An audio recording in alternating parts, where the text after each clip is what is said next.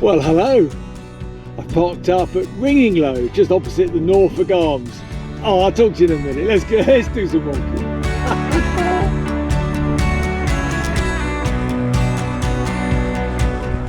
Well, hello. I've parked up at Low, opposite the Norfolk Arms. This is the Low Road towards the Peak District. Just entered the Peak District, as you saw by that lovely stone.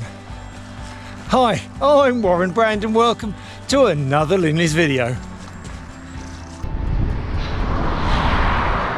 This is quite a busy road out from Sheffield, so I'm just going to go just a short distance, another 400-500 metres up here, turn right, and then I'll talk to you more properly then.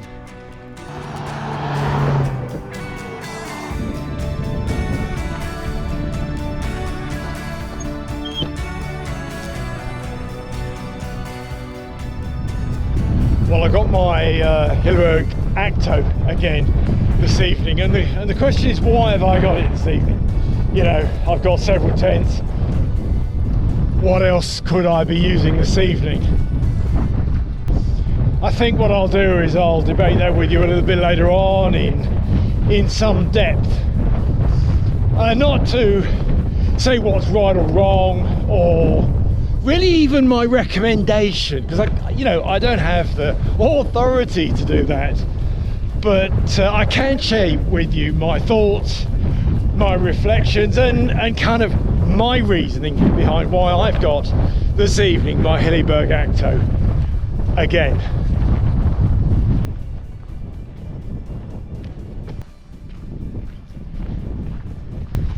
As soon as I mentioned Low and the Norfolk Arms, if you know the area, you'll know kind of what the options are for camp spots from that area for this evening. Now, there are several.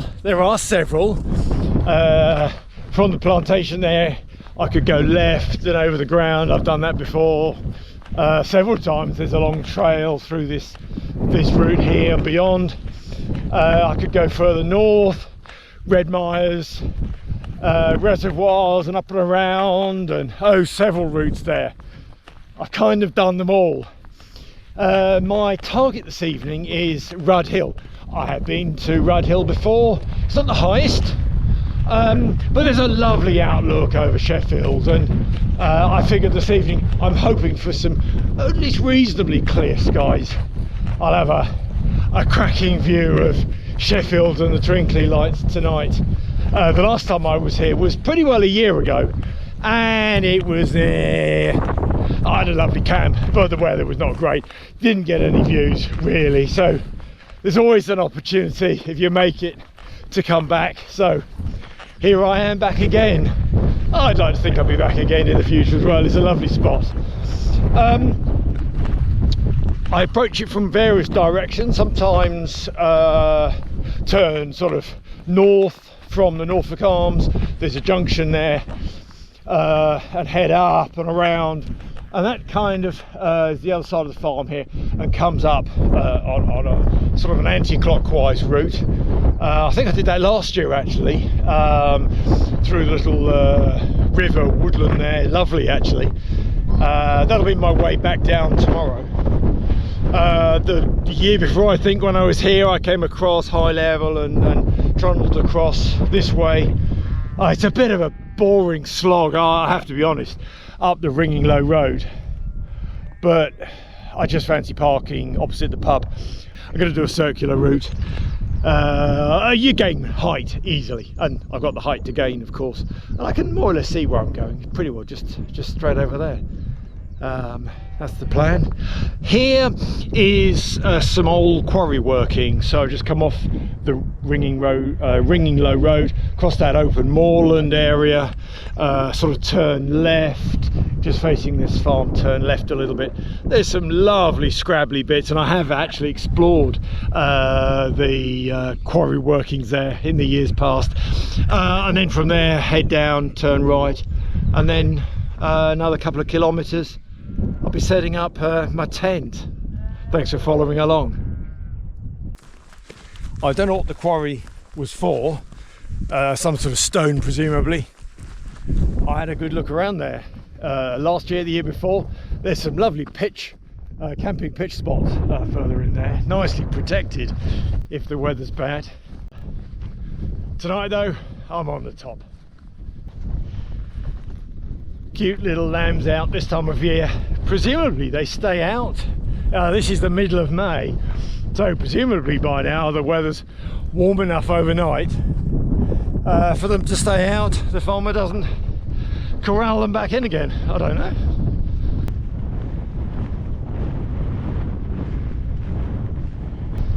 There we are, back to the little stone shelter, windbreaky shelter. Not staying here, going to be just moving off and just trying to find a clear patch overlooking Sheffield, place that I've used before. Nice. Yeah, going to follow this little trail here round so we can get a good view of Sheffield and hopefully some twinkly lights tonight. That'll be nice.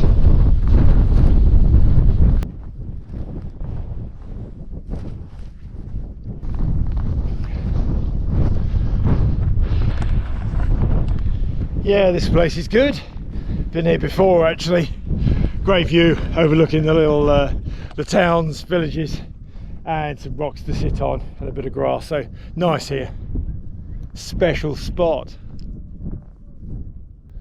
While the sun's out, it's worth having a little look around from the skies to see what the local surroundings look like. So hovering above where the stone windbreak is, first of all let's look in the direction of the Riverlin reservoirs. So those reservoirs, there's three of them. They're tiered, 1, 2, 3, climbing up, and beyond that to the left is Standish Edge and Standish Pole. I've been up there several times.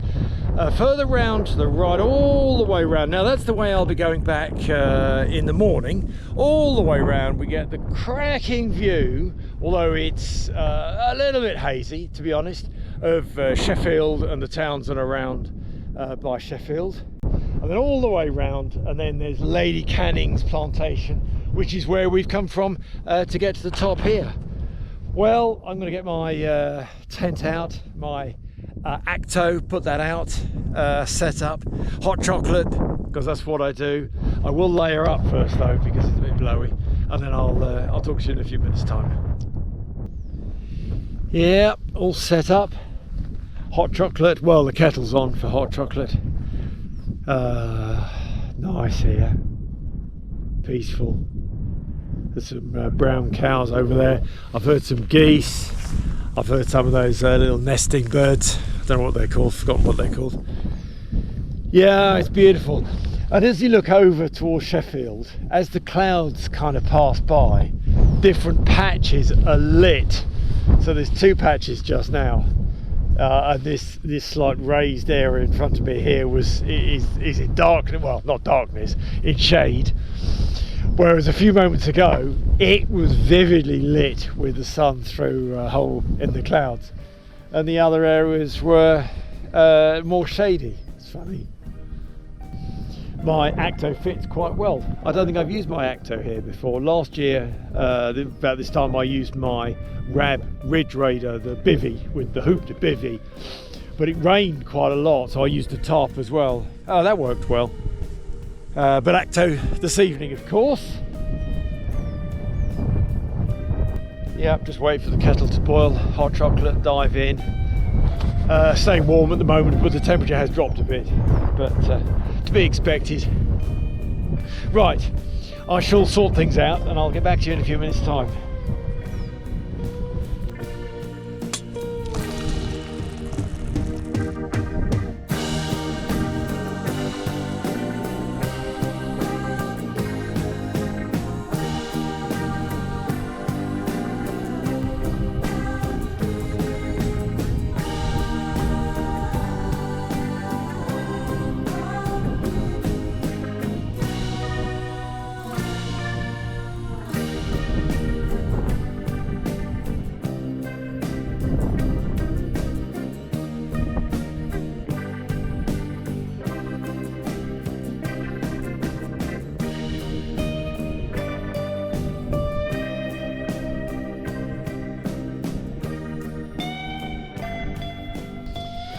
Finished my hot chocolate. I've got two little flapjack bites to finish off. I'll have them in a wee while. Akto, here we go. Akto, I got my Akto this evening, and I thought I'd share with you some of the reasons why. Not that I bought my Akto this evening, but why I have an Akto. Hilleberg Akto. If you know the make, you'll know the tent as well. Hilleberg make a range of tents, one would say perhaps high quality tents. They're well-known tents of a certain quality, let's put it that way. I'm not going to be, I'm not an advocate particularly of Hilleberg. I have 3 Hilleberg tents, the Akto here, I've got a Sulu black label in red, you may have seen that one, and I've got an Alak, which is another dome tent in a sand colour. Bought them at different times for different reasons as well, actually. But let's stick with the Akto here. This is actually my second Akto. I've had an Akto for well over 10 years, I think. I bought my old Akto second-hand, and it had some wear and tear at the time. It was a very good price, and I thought, well, I don't want to spend a lot of money on an Akto, and I'll buy one just to see if I like it. And indeed I did. I used it for some years and then sort of upgraded to a new Akto. This one's slightly, it's the same design, but this one's a slightly darker fabric, which I think I prefer, but I wasn't that bothered. Talking about the design, in fact, this is 2025, and I understand that the Akto by Hilleberg, the design is 30 years old this year. Obviously not my tent, but the design, the fundamental design, is 30 years old. There'll have been some iterative developments. They've changed the fabric probably over the years, some stitching detail and various bits and pieces, but the fundamentals, 30 years, and that's a very, very good long-term, highly regarded track record, I would say. I've got other tents that perhaps would be suitable in this sort of situation. I've got my OEX Raccoon 2.1, slightly larger, twin pole tent. I've had that all 3 years. Didn't buy as a replacement. I bought it for different purposes. I've got my relatively old Soul 200, Vango Soul 200. I haven't used that for a long time. It's a little bit smaller, and it's an inner pitch first, which I don't particularly like. So the Akto is my go-to summertime tent. Summertime generally in this sort of condition, out in the fells, high or mid-height, not necessarily camping in a low-level field or something. I'd use something else most likely. So if I'm camping high level, reasonably high level in the UK, summertime, that's between sort of end of April, May, probably May to be honest, this month, through to the end of October, probably, depending on how I feel and what the weather is looking like. And then I use my Sulu during the winter time. So the question still remains, why do I like my Akto? I suppose really it comes down to 4 slightly overlapping but 4 identifiable reasons. Firstly, it's a 4-season tent that's got a very, very good track record. I put it up, as long as it's pitched right, and the pitching is so important. I, by design, know that it's good for the weather that I'm going to put it through. It's not going to fail. Yep, you could argue that any other tent that you could pick from the marketplace will claim the same. I'm not going to argue otherwise. I have no statistical evidence. It's just what I believe.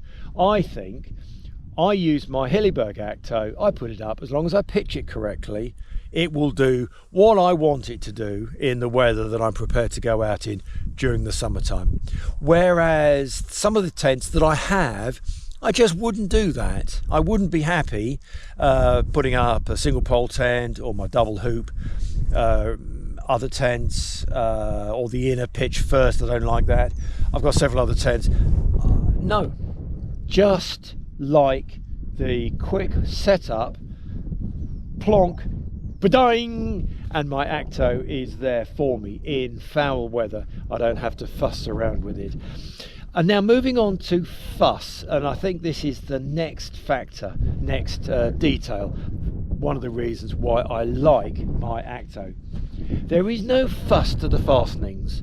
All of the guy lines are snag free. Well, guy lines snag, don't they?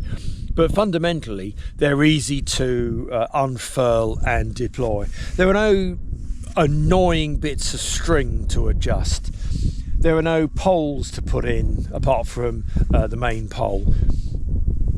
It's all together. You just put 2 pegs into the windward end, pull out the length, put the other 2 pegs in, not too tight, whop the pole in, push, push, push, push, get the shape, pull the down the wind, pegs a little bit tighter, 4 guy lines, 2 mid guy lines, and a bit of adjustment, and you're done. It really is as simple as that. No bother. I can, if I kind of get on with it, I can put the tent up in probably about 4 minutes. Not that it's a race, not that I've ever timed it actually, but it must be literally just minutes. And that's quick enough to stop as long as you layer up so that you don't get cold. And when you're pitching in foul weather, sub-zero temperatures, the last thing you want to be doing is faffing about pitching your tent that won't pitch when you're getting colder and colder, because it's not safe. So that's the second reason why I like my Akto. The third reason is the overall design. I find it hugely functional, just what I need for the most part. So these 2 features, one on the inside, one on the outside. Let's go for the outside. So this is number 3, outside sort of design features. The hoop, for example, when you push the hoop in, it goes in one side, you slide it all the way over, and there are some very good strong pockets that the end, the far end of the hoop goes into. And this side, it's just a little small cut, in, plonk, done. No fuss, no bother. A little bit of tightening, although I know exactly how much I tighten it for the general weather conditions, and I've set it pretty well, perfectly. Length of it is ideal for me. I'm not 6 foot, well under 6 foot, but I sit quite tall, and there's enough height inside for me to more or less sit up it, although my my beanie does touch the inside of the tent, but that's okay. Design wise, from the outside, I like the doorway. The zipper quality is top score. The runner, it just doesn't snag.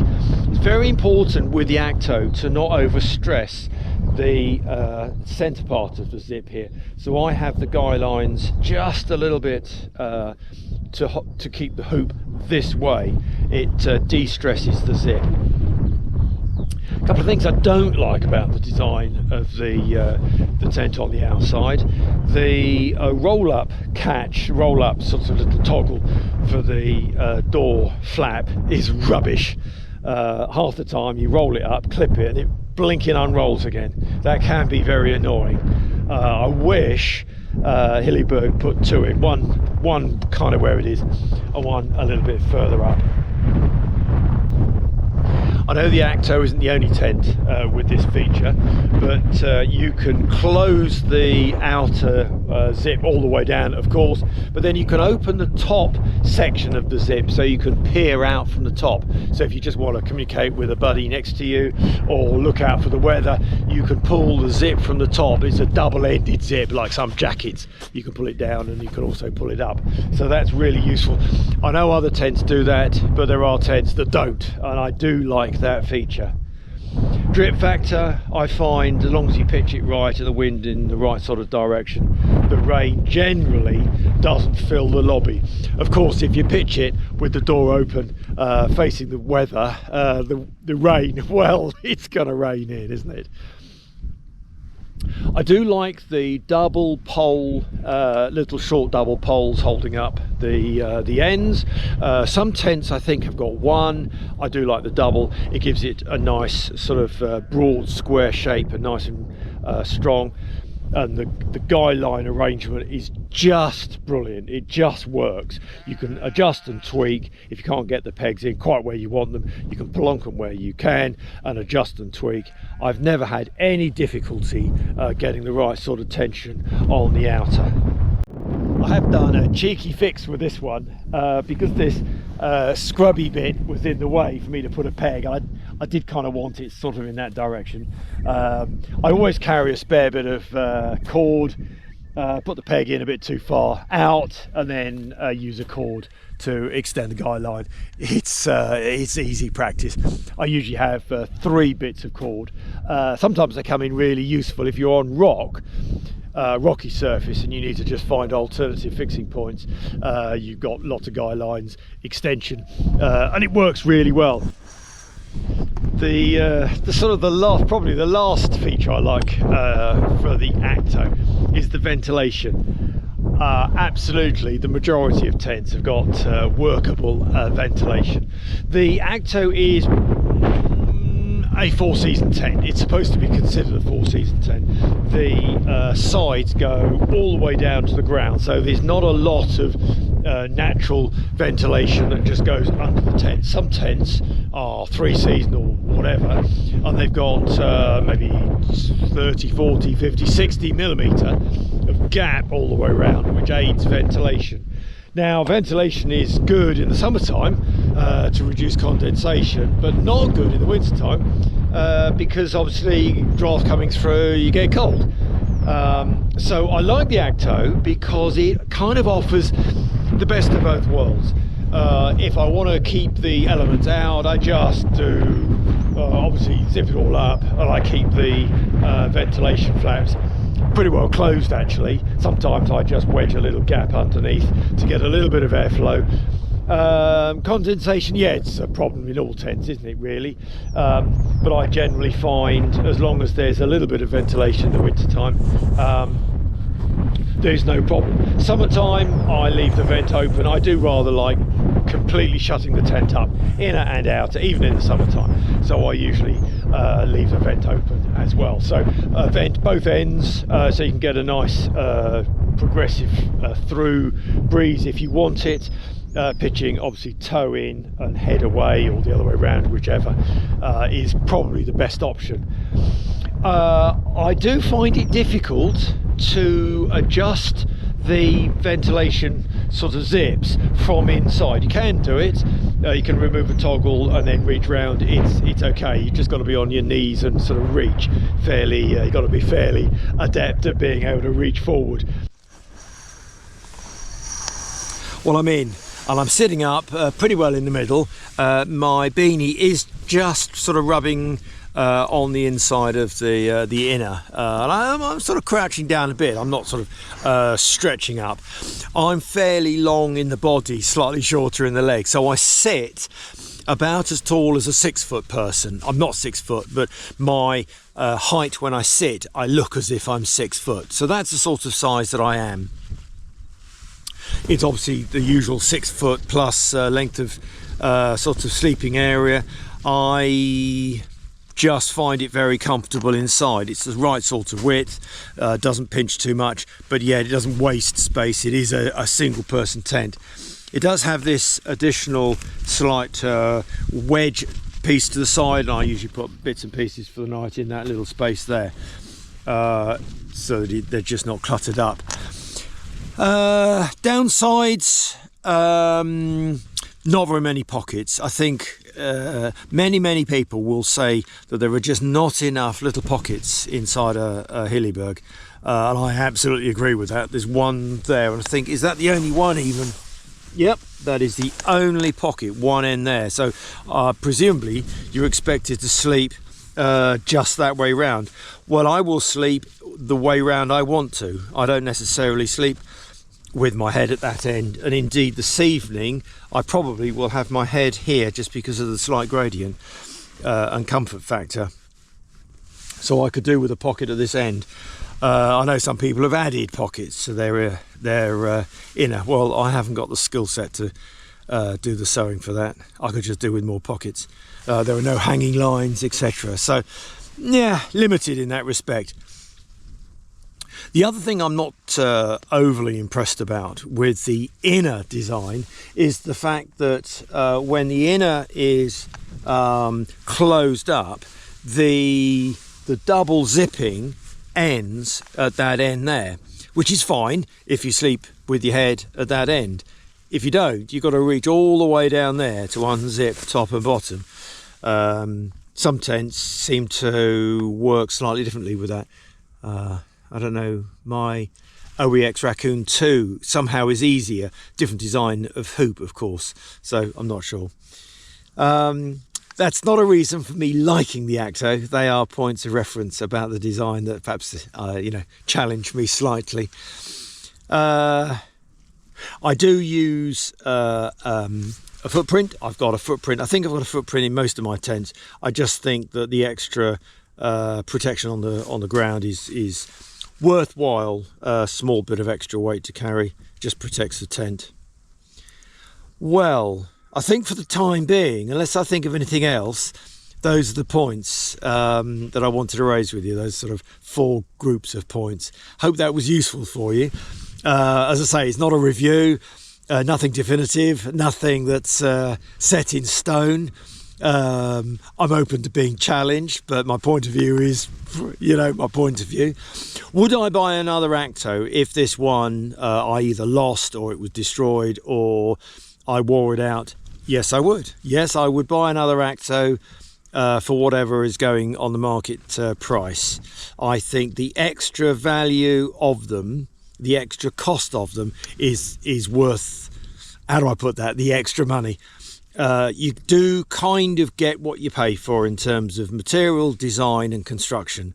A few £100 extra, I think is worth it. I've used my Akto a lot in the last, this one I've had, 6 years, 7 years. I've used it probably 20 times each year in that time, however many times is that. It becomes worthwhile buying a more expensive tent. Yeah, I would buy another Akto tomorrow if I needed one. Well, there we are. I am going to get some food going. I've got a beer to open. Time is moving on. I need to get an early night tonight because I've got a busy day tomorrow. That will be another video, another story. But I've got a busy day tomorrow, which I'm really looking forward to again, of course. So I'm going to get myself a little bit more sorted, bed out. It's about 6:30, I think, now, so I've got plenty of time, and I'll get back to you when I've sorted and fiddled around a little bit more. I'm all snuggled down in my sleeping bag. I got a bit cold. I made another hot chocolate and drank it sitting on the stone out there. I just had my down jacket on. Should have put a windy layer on as well, really. Got a bit cold. But it was just nice to sit out and watch the world go by. Not that there was that much to watch, really. Few animal noises to, be entertained by. The clouds coming and going and the little patches of light. But that's mostly done now. It's a bit more hazy for the evening. It's about 7, I think, now. So I think what I'm going to do is crack on with some supper. I had a lovely meal in the Norfolk Arms, a couple of pints as well, pie and chips and some veg, and that was only at 2 or 3 o'clock this afternoon. So I really don't need too much this evening. I've just got some soup, just a Sainsbury's soup, so I shall have that in a bit. And I've got a beer to enjoy as well. So I shall crack open a beer and do the soup and then just relax. I might just shut the tent up as well to stay warm. It's lovely here. It's just so peaceful. It's a very special place.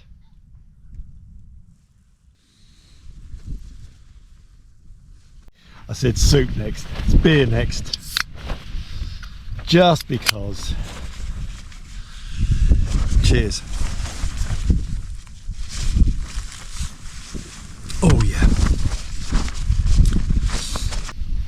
like it. Special place. To you too.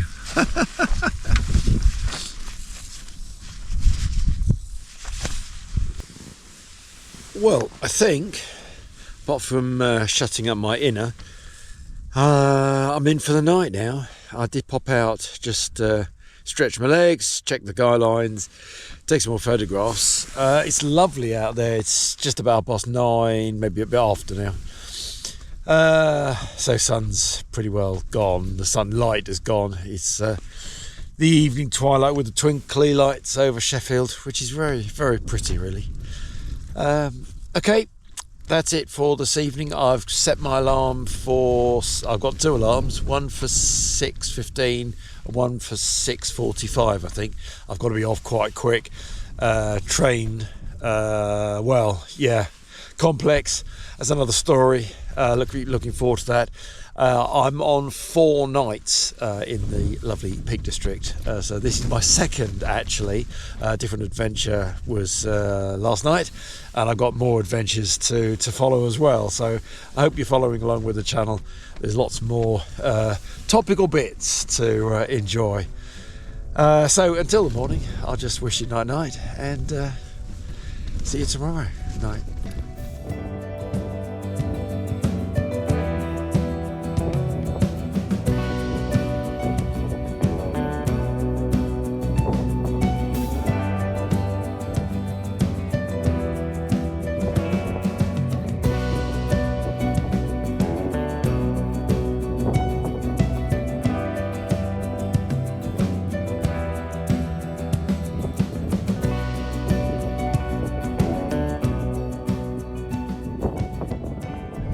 Beautiful morning. I looked out about an hour ago when the sun was just kind of peeping up, but it was all kind of hazy. It wasn't really a sunrise at all. Not worth filming anyway, but it's glorious now. It's hazy across Sheffield, so there's no clear views particularly. It's just lovely to look out that way. Nice bright sunshine. It's a bit dazzling really. And just woken up again. It's 6:30. Woke up, yeah, about just after 5, briefly, as I usually do. But slept well. Slept really well. Oh, straight out actually. Such a peaceful place. The wind died very soon after I sort of zipped up actually. It had got a bit breezy, but that eased quickly, and it was just such a lovely night. Well, anyway, I do need to shake a leg because plans to follow. More will become clear in a later video for sure, but I do need to get to Sheffield, beyond Sheffield actually, by train for a little adventure there. So back down, car, change, sort things out, follow along. I've got the kettle on, that's not yet boiling, and I'll talk to you again once I've got a bit more sorted. Morning.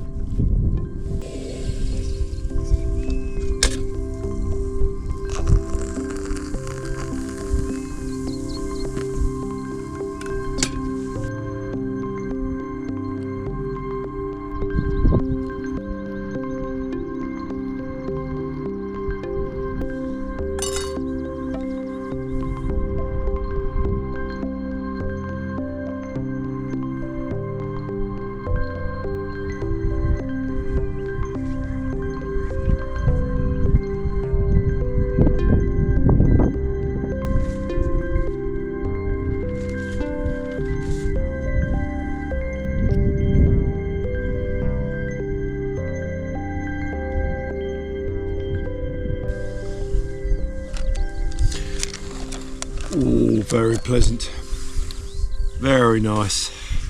What a lovely spot. Can't stay here all day though, and I think the sun's going to be up. It's an absolutely clear sky now. and sort of the haze in the lower lands is just beginning to clear. So another hour or so it would be lovely, but I do need to go. I shall have to come back, won't I? What tent next time, I wonder? Maybe the Akto again? Don't know. We'll have to see what the weather is and the time of year. Well, pack up time, I think. So I'll catch you in a couple of minutes when I've got my stuff together. Oh, final check around, all loaded up. Rubbish, little bits. I've even tamped down the peg holes. So there's no obvious practical evidence of me having been here last night. It's the right way to leave things. No mess. Shame to go, really. It's just after 7:30 and Sheffield is wakening up. The light over yonder is lovely. The morning has just started, but hey, need to push on, I'm afraid. I'll be back. May well be back in the autumn time. Try and get a visit in at least each year, twice last year. Yeah, I wonder what tent I'll use. Akto again, maybe, we'll see. Lovely. Okay, wander. I'll get back to the little stone windbreaky shelter up on top, and then off to the right. I'll say a final few words with you in a moment.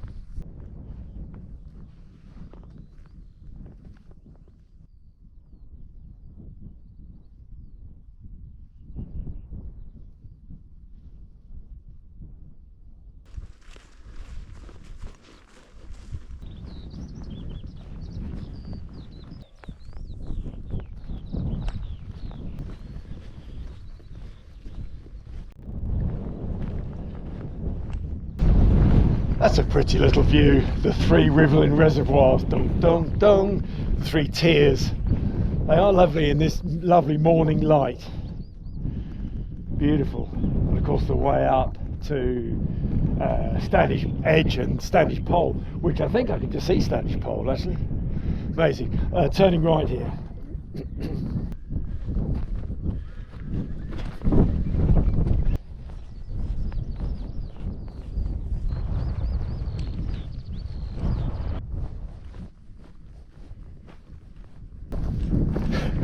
Bless them. They're not little baby lambs anymore, are they? Not quite. They're looking at me, being inquisitive, thinking, what are you doing coming through our field?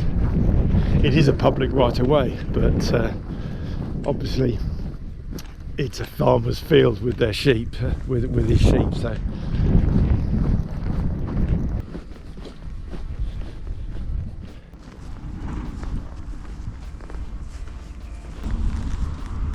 Fantastic viewpoint. Rotary Club, one of these directional compass things.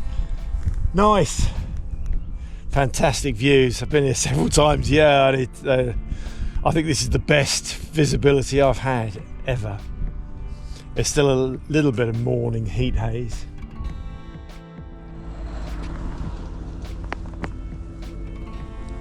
Well, I think that's it for this video. I've just got, say, 10-15 minute walk down Fulwood Road, down into Ringing Low. Just enjoying this lovely morning sunshine for a moment more, and then I'll step on. Really appreciate you following along. So from where I was last night, Rud Hill, overlooking Sheffield, thank you again for watching, and bye for now.